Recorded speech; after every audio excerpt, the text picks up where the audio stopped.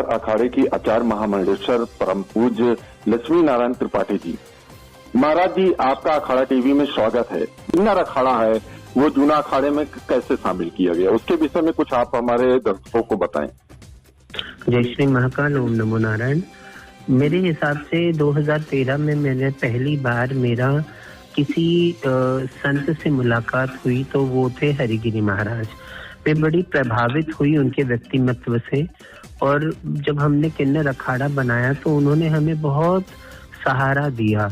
2019 में हमारा गठबंधन जूना अखाड़े के साथ हुआ और तब से 2019 का कुंभ किया। 2021 में मैंने संन्यास दीक्षा मैंने गुरुजी से ही ली, क्योंकि उन्होंने कहा कि आप दीक्षा ले लीजिए। तो मैंने बोला आपसे अच्छा और कोई व्यक्ति कौन हो सकता है।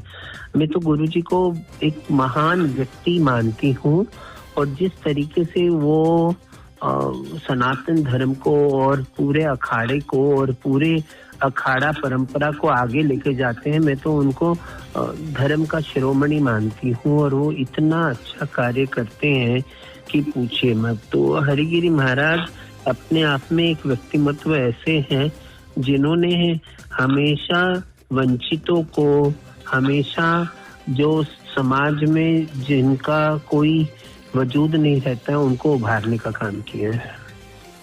पहले वैसे सनातन में इतना नहीं सम्मान था, पर जब जिस तरीके से जब से गुरुजी ने हाथ पकड़ा हुआ है और हम सबको आगे बढ़ाया हुआ है तो बात अलग हो जाती है, और मतलब एक अलग आभा नजर आती है।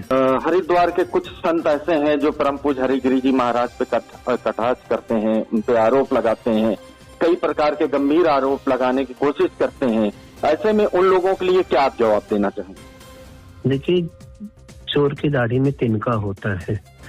जो इंसान अखाड़े के लिए पूरी जिंदगी समर्पित कर दिया, और जिस व्यक्ति ने अखाड़ा परंपरा को इतने ऊंचाई तक लेके जाने का काम किया है, जो बिना किसी वो फायदे नुकसान के सोच के वो हमेशा कार्य करते रहे, और बाद में उनके ऊपर कोई कटाक्ष करे तो उससे बड़ा पापी इंसान मैं किसी को नहीं मानती।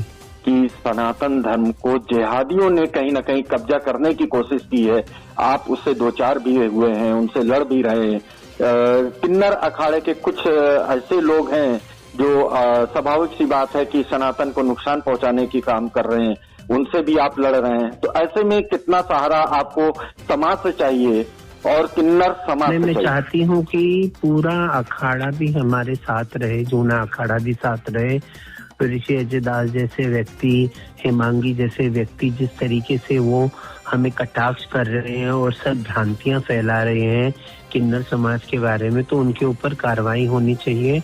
और हम तो लड़ ही रहे हैं, पर हमें पता है कि हरिगिरी महाराज जी का, हमारे गुरुदेव जी का और मतलब उनका आशीर्वाद है, पूरा जूना अखाड़े का आशीर्वाद हम पे है, तो ये भी लड़ाई हम जीत जाएंगे।